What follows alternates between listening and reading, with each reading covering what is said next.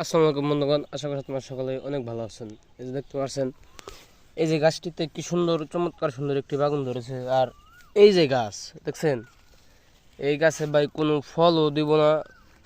আর মনে করতেছেন এই যে আশেপাশের যে গাছগুলা আছে, এই যে গাছগুলা, এই প্রত্যেকটা গাছরে এইটার যে ভাইরাসটা আছে, এই ভাইরাসে মনে করতেছেন এই গাছটারও নষ্ট করবে।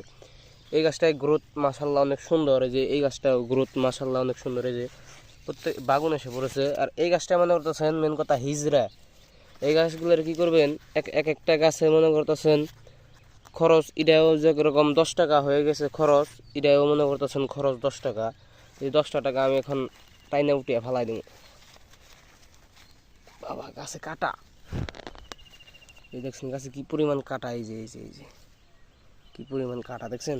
এই যে আমার 10টা টাকা উঠিয়ে ফালাই দিলাম, আরও 4টা গাছ যাতে ভালো থাকে সেই কারণে। গাছের মায়া করা যাবে না ভাই, বেগুন ক্ষেত করলে এই গাছগুলো উঠিয়ে ফালাই দিতে হবে।